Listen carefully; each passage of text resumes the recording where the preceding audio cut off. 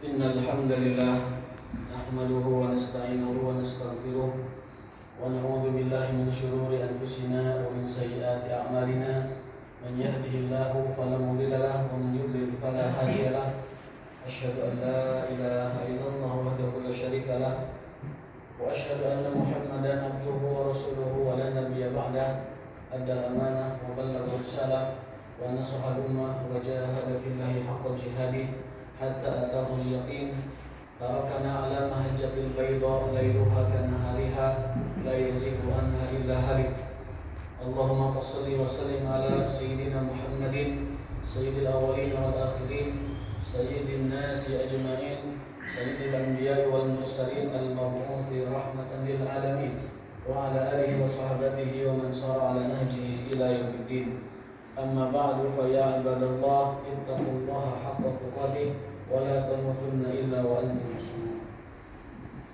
Hadirin sidang Jumat ma'asyiral muslimin rahimakumullah. Minggu lalu Ramadan telah meninggalkan kita. Ada beberapa perasaan yang mungkin berkecamuk dalam diri kita.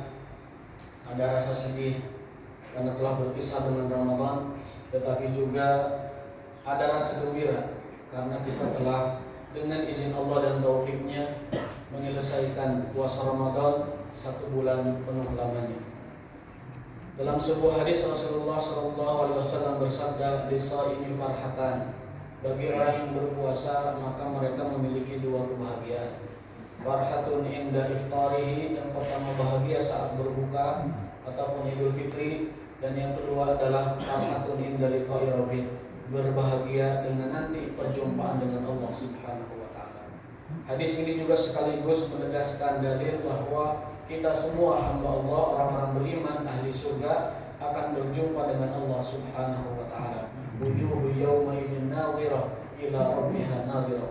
Sesungguhnya di hari itu wajah-wajah orang beriman berseri-seri dan mereka memandang Tuhannya Allah Subhanahu wa taala.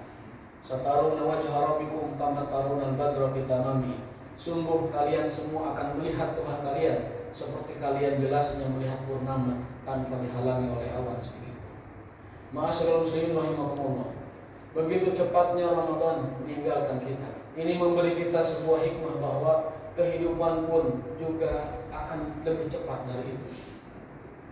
Ramadan yang 1 bulan penuh kita rasakan hanya seperti beberapa jenak saja. Begitupun juga kehidupan. Rasulullah SAW mengibaratkan orang hidup di dunia itu bagaikan orang yang bernaung di sebuah pohon yang rindang. Kata beliau, sesungguhnya kalian hidup di dunia itu bagaikan diterik matahari di gurun pasir. Lalu ada pohon yang rindang. Kemudian kita masuk ke bawah pohon itu, berlindung sebentar dari panasnya sengatan matahari. Kemudian summa dhahaba wa rahala, lalu pergi lagi. Itulah perumpamaan kehidupan di dunia, sangat cepat, sangat singkat. Dan kematian tentu akan menemui kita semua. Dan pada hakikatnya setiap langkah kita menuju arah manapun, menuju tempat manapun, pada hakikatnya itu adalah langkah-langkah kita menuju alam kubur kita. Kemanapun kita pergi, dimanapun kita berada, sejatinya adalah kita sedang menapaki waktu untuk menuju kehidupan yang hakiki kita, kehidupan yang lebih abadi kita, yakni alam akhirah, alam akhirat. Setiap mukmin, setiap muslim hendaknya memiliki 2 perasaan terkait ibadah-ibadah yang dia lakukan sebelumnya. Dalam ungkapan ayat disebutkan raghaban wa rahaba. Setiap muslim harus memiliki 2 perasaan yang secara seimbang dan proporsional harus senantiasa hadir dalam rasanya, dalam dirinya. Yang pertama adalah perasaan harap, yang kedua adalah perasaan cemas. Berharap agar semua yang kita lakukan di Ramadan diterima oleh Allah Subhanahu wa taala. Tetapi juga perlu cemas, jangan-jangan ibadah kita tidak diterima oleh Allah Subhanahu wa taala. Karena pada faktanya ada amalan yang tidak Allah terima. Sebagaimana Allah sebutkan, innama yataqabbalullahu minal muttaqin. Allah hanya menerima amal ibadah dari hati-hati yang takwa, dari jiwa-jiwa yang takwa. Innallaha thayyibun la yaqbalu illa thayyiban. Sesungguhnya Allah itu baik dan hanya menerima yang baik-baik saja. Wa qadimna ila ma 'amilu min amalin faja'alnahu haba'an mansura. Di antara manusia ada yang melakukan ibadah, melakukan kegiatan amal baik, tetapi di sisi Allah ja'alnahu haba'an mansur, Allah jadikan seperti tanah di atas batu yang ditiup angin, hilang, tidak berbekas. Ini artinya memang ada ibadah yang tidak diterima oleh Allah Subhanahu wa taala, dan itu kita perlu cemas, jangan-jangan ibadah kita termasuk ibadah yang seperti itu. Para ulama meringkas, merangkum dari beberapa dalil Al-Quran dan Al-Hadis, setidaknya ada 4 tanda ibadah Ramadan kita diterima. Mudah-mudahan kita semua termasuk yang ada di dalam 4 tanda itu. Yang pertama adalah al-ikhlas wal muwafaqah. Adanya keikhlasan dalam diri kita terhadap amal yang sudah kita lakukan, dan juga ibadah-ibadah kita sesuai dengan pedoman dan petunjuk dari Rasulullah SAW. Lalu yang kedua adalah dawamuhu li ba'da Ramadan. Adanya mudawamah, adanya kontinuitas, adanya keberlangsungan setelah Ramadan kita dari ibadah-ibadah Ramadan kita. Dalam kajian ilmu semantik kebahasaan ada rahasia di mana Allah memilih lafaz kutiba daripada lafaz yang lain untuk menyatakan sebuah kewajiban. Dalam kewajiban, istilah Arab sering digunakan furido, artinya fardu, dari kata fardo. Bisa juga digunakan wajaba atau wujiba, diwajibkan, tetapi Allah lebih memilih lafaz kutiba. Dalam ilmu dalalah ini menunjukkan bahwa lafaz kutiba, kaf, ta, dan ba menunjukkan sebuah arti yang lebih dalam, yakni kaf, ta, dan ba kutiba ini memiliki makna keberlangsungan. Karena lafaz wujiba itu wawu dipisah dengan jimnya, lafaz furido ra dipisah dengan dodnya, tetapi lafaz kutiba hurufnya tersambung, kutiba, kaf, ta, dan ba. Ini memiliki sebuah arti yang mendalam bahwa ibadah Ramadan harus memanjang ke ibadah setelah Ramadan. Jika Ramadan kita memiliki tarawih, maka ba'da Ramadan kita lanjutkan dengan tahajud. Setidaknya setiap malam jangan pernah kita lupakan 2 rakaat tahajud dan 1 rakaat witir. Itu paling sederhana. Jika di Ramadan kita memiliki amaliyah tadarus atau khataman Quran, maka ba'da Ramadan dilanjutkan meskipun hanya dengan 3 ayat setiap hari tanpa kita tinggalkan. Jika di Ramadan kita memiliki ibadah saum yang wajib, maka ba'da Ramadan setidaknya diteruskan dengan ibadah-ibadah saum yang disunahkan oleh Rasulullah SAW. Dan begitu selanjutnya. Jika di Ramadan kita rajin sedekah, juga zakatnya dan sebagainya, maka ba'da Ramadan harus berlangsung. Amal tersebut tidak berkurang di Ramadan meskipun mungkin kuantitasnya berkurang, tetapi setidaknya itu tidak boleh ditinggalkan. Maka tanda kedua Ramadan kita diterima adalah dawamuhu li ba'di Ramadan. Adanya keberlangsungan, adanya keterusan, adanya kontinuitas setelah Ramadan dari ibadah-ibadah kita di Ramadan. Dalilnya adalah firman Allah Subhanahu wa taala, "Fa idza faragta fansab wa ila rabbika farghab."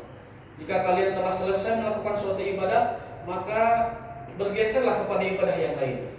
Dan itulah hakikat kehidupan orang beriman. Istirahatnya orang beriman adalah nanti saat kita menapaki kaki kita di surga. Imam Ahmad radhiyallahu taala pernah ditanya, "Wahai Imam, kapan kita istirahat?" "Mata rahah." Beliau menjawab, istirahat kita adalah saat kaki kita menapaki surga Allah Subhanahu wa taala. Maka orang beriman di antara ciri ibadahnya senantiasa bergeser dari ibadah lain menuju ibadah berikutnya. Itu tanda yang kedua. Ramadan kita tidak diterima atau diterima oleh Allah taala adalah adanya keberlangsungan, adanya keterusan, kontinuitas dari setelah Ramadan ke Ramadan berikutnya. Yang ketiga, tanda atau alamat dari Ramadan kita diterima oleh Allah Subhanahu wa taala adalah la ya'udu ila maksiatin qabla. Setelah Ramadan kita tidak kembali ke maksiat yang pernah kita lakukan sebelum Ramadan. Jika di Ramadan kita bertaubat kepada Allah dari maksiat yang kita lakukan, maka ciri diterimanya taubat kita di Ramadan, ciri diterimanya ibadah kita di Ramadan, ba'da Ramadan, setelah Ramadan, maksiat itu tidak kita ulangi lagi. Mudah-mudahan Allah Subhanahu wa taala memberikan kita taufik, bimbingan agar kita mudah untuk meninggalkan maksiat-maksiat yang Allah telah larangkan atau Rasulullah SAW telah larangkan kepada kita. Amin ya rabbal alamin. Lalu yang terakhir, yang keempat, di antara tanda bahwa Ramadan kita diterima oleh Allah Subhanahu wa taala adalah ziyadatu tafakkur bil akhirah. Pola pikirnya semakin akhirat. Ciri ibadah kita diterima, ciri Ramadan kita diterima adalah apabila pola pikir kita sudah mulai memikirkan bekal kita di akhirat. Apa dalilnya? Firman Allah Subhanahu wa taala, "Wa man aradal akhirata wa sa'alaha sa'yaha wa huwa mu'minun, ulaika kana sa'yuhum mashkura." Bahwasanya ciri ibadah kita diterima, ciri ibadah kita diridhai, ciri ibadah kita diberikan pahalanya oleh Allah taala, ciri ibadah kita diapresiasi oleh Allah taala dan dibalas nanti dengan surga. Maka ciri yang keempat adalah pola pikir kita adalah akhirat. Dia berubah dari ahli dunia menjadi ahli akhirat. Setelah Ramadan kita bergeser ke Idul Fitri, ba'da Ramadan, pola pikir kita sudah akhirat minded. Kita bekerja untuk akhirat, mendapatkan pahala dari Allah. Lalu kita beraktivitas untuk akhirat. Jelas sholat untuk akhirat. Aktivitas yang lain yang tidak mahdoh, yang tidak diatur tata cara ibadahnya untuk akhirat. Maka ciri orang yang diterima ibadahnya oleh Allah SWT adalah pola pikirnya semakin akhirat. Mudah-mudahan kita semua termasuk ahlul akhirah. Amin ya rabbal alamin. Barakallahu wa lakum fil Qur'an wa nafa'u bikum zilu fastaghfiruhu innahu huwal ghafurur rahim.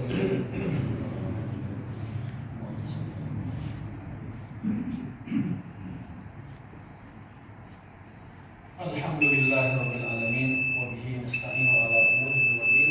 Asyhadu an la ilaha illallah wahdahu la syarika lah wa asyhadu anna Muhammadan abduhu wa rasuluhu wa la nabiyya ba'dah. Wa sallallahu wasallam ala nabiyil karim wa alihi wa sahbihi wasallam. Jamaah sekalian yang dimuliakan oleh Allah Subhanahu wa taala, Imam Syafi'i rahimahullah mengingatkan kita dalam sebuah syairnya, "Innama anta ayyam fa idza dhahaba yaumuka dhahaba ba'duka." Wahai sekalian manusia, sesungguhnya kalian hanyalah kumpulan dari hari-hari. Kita itu adalah kumpulan hari-hari. Fa idza dhahaba yaumuka, apabila hari berlalu, maka separuh hidup kita itu hilang. Maka setiap insan, setiap manusia hendaklah memikirkan, hendaklah merenungkan bekal apa yang nanti kita dibawa kepada Allah Subhanahu wa taala. Juga perlu direnungkan kembali bahwa ada orang-orang yang dinyatakan bangkrut nanti di akhirat. Siapakah mereka? Orang yang bangkrut adalah orang yang ketika hidup di dunia banyak membawa bekal kebaikan, amal soleh, ibadah, ketaatan, tetapi saat berjumpa dengan Allah, ibadahnya itu hapus, kosong, melompong, tidak ada apa-apanya. Itu yang dikenal dengan hadis Al-Kaisul Mas'ub, hadis kantong bocor. Kenapa? Karena Rasul pernah bertanya kepada sahabat, "Wahai sahabatku, manil muflis? Siapakah orang yang merugi wahai sahabatku?" Para sahabat berpikir dengan pikiran yang umum, mereka menjawab, "Ya Rasulullah, orang bangkrut itu adalah orang yang tidak punya dirham dan tidak punya dinar. Orang yang la dirham lahu wa la dirham." Kemudian Rasul menjawab, "Bukan wahai sahabatku. Orang bangkrut itu bukan orang yang tidak punya dinar. Orang bangkrut bukan orang yang tidak punya dirham. Orang bangkrut itu adalah orang yang di dunia banyak beramal, banyak beribadah, tetapi pulang kepada Allah SWT, amal ibadahnya hampa, tidak dilihat, bahkan kosong melompong." Siapakah mereka? Kata Rasul, sewaktu di dunia meskipun dia banyak ibadah, tetapi akhlak sosialnya buruk. Syata mahada, dia mencemooh, menghardik, meremehkan si A si B. Wa akala malahada, memakan harta si A si B. Wa daraba hada, memukul si A dan si B. Wa zalama hada, menzalimi si A dan si B. Maka kata Rasul, nanti di akhirat kebaikan yang dia lakukan, ibadah yang dia lakukan akan diberikan kepada orang yang dia zalimi. Lalu apabila kebaikan habis, nanti Allah akan pindahkan keburukan yang kita zalimi ditimpakan kepada kita. Maka itu adalah sebuah kerugian di atas kerugian. Kita tidak ingin ibadah-ibadah kita menjadi hampa, menjadi tidak bernilai gara-gara akhlak sosial kita tidak baik. Maka di hari Idul Fitri kemarin, momentum yang sangat bagus, momentum yang sangat tepat sekali, kita sering bersilaturahim. Kita saling halal bihalal, saling memaafkan, itu demi memantapkan taubat kita kepada Allah yang berhubungan dengan hak-hak manusia. Karena taubat kepada Allah hanya 3 langkahnya: istighfar, minta ampun, menyesal. Yang kedua tidak mengulangi, dan yang keempat kita menyesal sejadi-jadinya.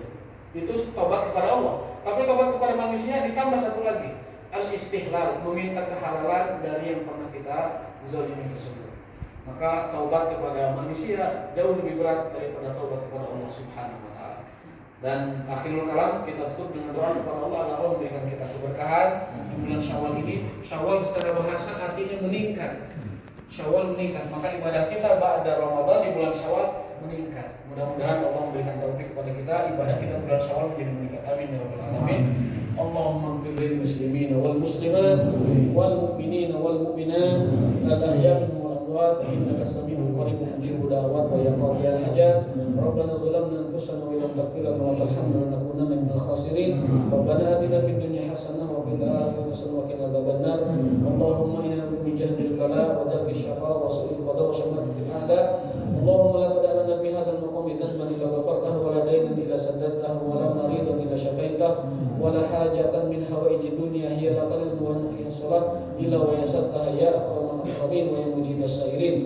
Allahumma amina fi awtan wa sa'ira biladil muslimin. Allahumma jadikan pada Indonesia baldatun thayyibatun wa rabbun ghafur.